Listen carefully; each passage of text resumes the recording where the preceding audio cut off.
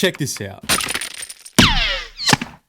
Get it? I don't think it's any secret that the avant-garde, revolutionary masterpiece, Steve Jobs' Toy Story, is one of the most influential animated movies ever made, being the first fully computer-generated animated feature film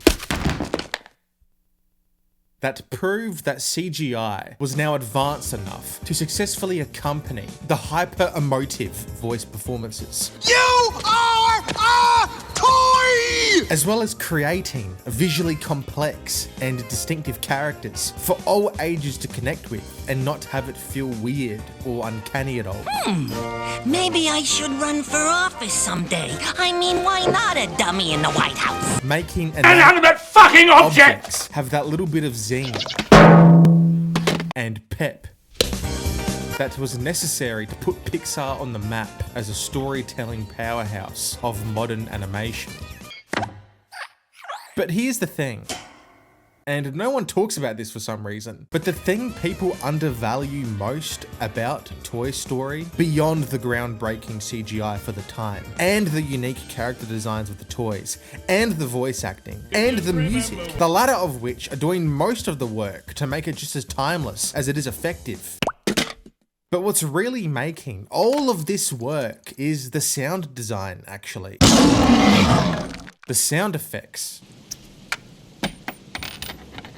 The ambience. Like a rainy day. Or a science fiction themed arcade.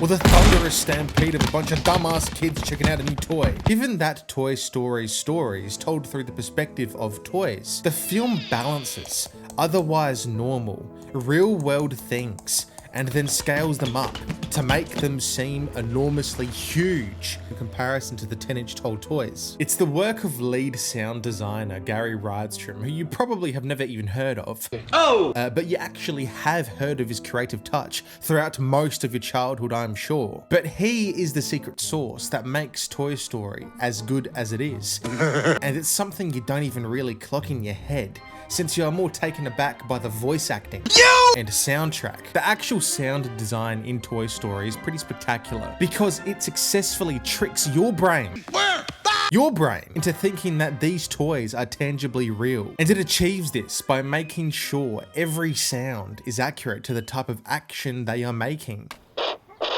with another object or surface. For example, when any of the toys walk over carpet, the fabric dampens and absorbs the impacts a bit more.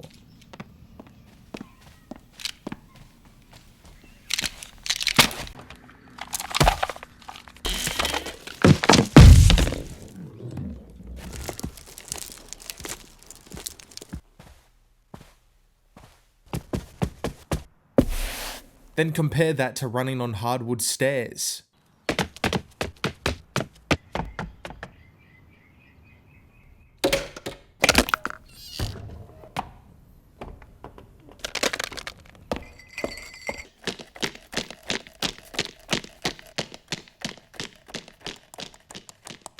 Or climbing up a railing even. It sounds exactly like plastic and metal colliding with each other.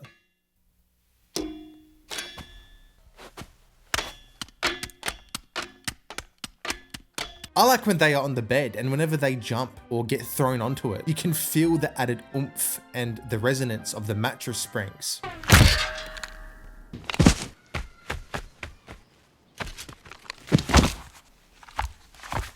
The sound design treats every toy as though it were built from real-world materials. You know, cloth sounds like cloth. Hollow plastic always sounds hollow. The metal springs always reverberate and rattle. Coins always shake and clang against movement. It's this level of consistency which gives every character a believable physical presence, because also each toy character in Toy Story has character and a believable physical audio signature. The little green aliens make rubber squeaks. Woody has his voice box thing. Lenny the binoculars makes the clicking, rotating zoom-in sound when he walks.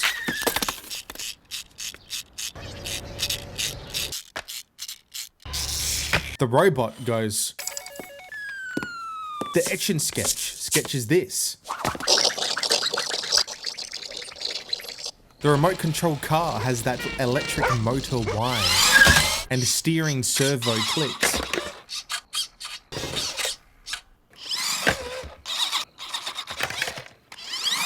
Bo Beep has that ceramic sound effect since she is made of porcelain. I like how you can hear the Mr. Spell guy, whose signature sound is literally whatever is written down on his screen. Slinky has those little plastic paws tapping and always rattles as his spring vibrates along with his movement. Mr. Potato Head has his body parts pop in and out as they make different types of plastic noises. Rex has those hollow body clacking sound effects, or his teeth chattering when he attempts to do one of these. But I think Buzz Lightyear has the most engaging audio footprint. And I think this is by design, to really differentiate him from the rest of the toys, to show how new and modern he is compared to them. A lot of the toys are pretty basic by design, you know, they just make plastic sound effects or whirring sounds, but Buzz has motors and buttons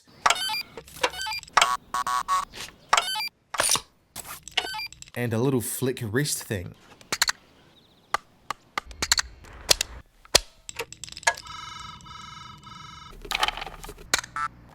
And spring-loaded wings. And a laser that does this.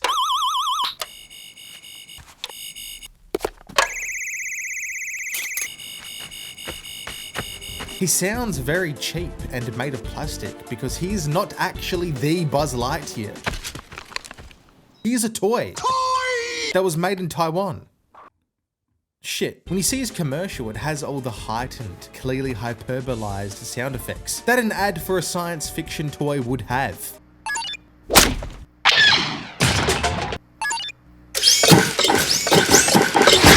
Then you compare it to how he actually sounds, and it coincides with that moment of realization that he has, where it finally clicks in him that he is just a toy and not actually the Buzz Lightyear? Oh, all this time I thought it was an act. And because of this, he gets depressed and tries to kill himself.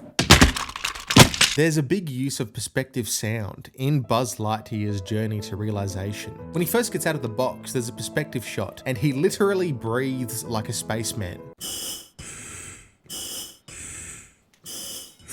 When he sets out to prove to Andy's toys that he can fly, Buzz attaches onto a toy airplane. But through his POV, it sounds like this.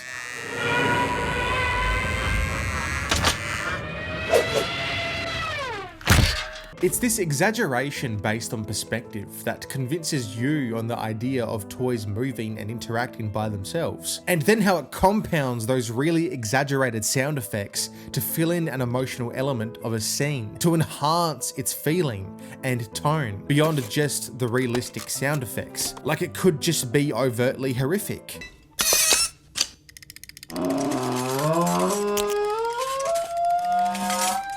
Or like how when Woody gets scared, he starts chattering his teeth.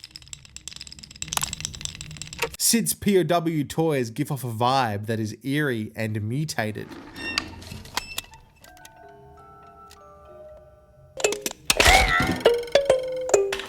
It's a hooker. Get it?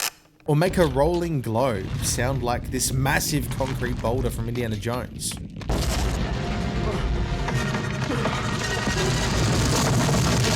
Pins falling sound really heavy. Like arrows even. Or when Buzz helps Rex roar properly, it's like this. When they get into a tussle, it's like this.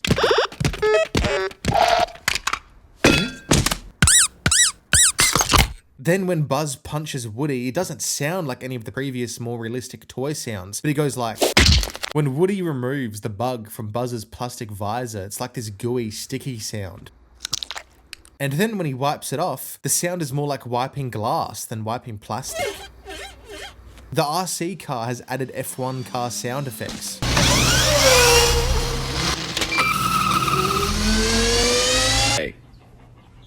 Get the fuck out of here. When Woody and Buzz are fucking zooming with a rocket, there is this like a meat slapping sound effect to simulate Woody's lips sucking in all the air because bro's going Mach 1 right now.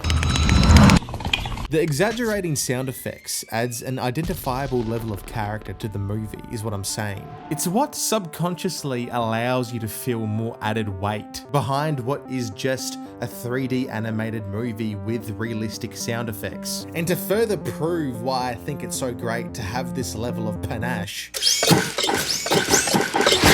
I think you could compare it to Toy Story 4. I'm not going to slam Toy Story 4. I actually thought it was okay. You know, it's still a little bit disappointing because I mean, this was a perfect ending. But I do think it brings up an interesting discussion in that although the animation is probably the best 3D animation I think Pixar has ever done, it also loses a certain quality to its character once they made the jump to photorealism. But in 4, there is this part with the cat, and the cat is essentially as real as it can get. Probably the best animated cat I've ever seen, right? But it's just a cat. It's not really that intimidating compared that to, say, to this fucking abomination in Toy Story 1. Obviously, technology was limited at the time, but notice how the dog, Scud, from Toy Story, is infinitely more memorable than the cat from the 4th entry, despite sharing similar screen time and also being an intimidating obstacle for the toys to overcome. Hey, you mess with the cat, you get the claws. Well, definitely one factor for that would be that Sid's mutt, Scud, in Toy Story not only looks chopped as hell, but he sounds really threatening too.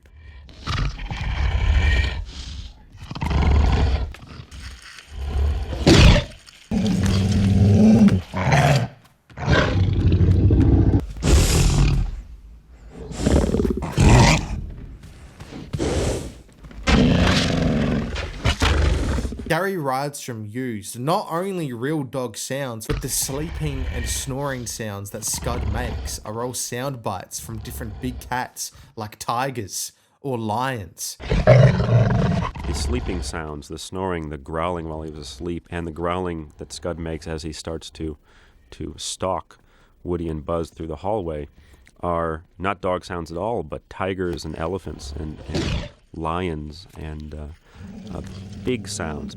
These sounds are specifically chosen to make this small dog look and feel extremely threatening to Woody and Buzz. You know, he even used the sounds from the T-Rex from Jurassic Park to enhance this feeling even more.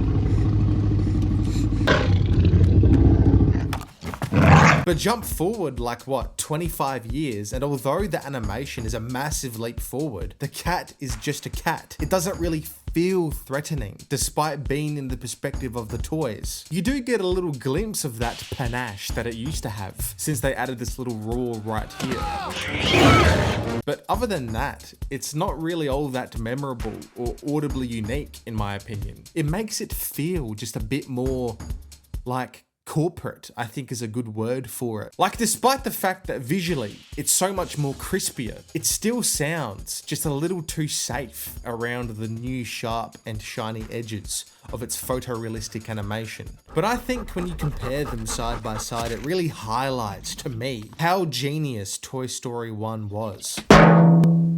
The Toy Story movies in general, especially the first 3, weirdly have some of the most magnetic to the ears sound design from any animated movie, which no doubt played a huge, underappreciated role in picking up a lot of the slack from the technological limitations that were placed on the visual department at the time. I mean, that scene from Toy Story 2 is just music to my ears. You can't rush art.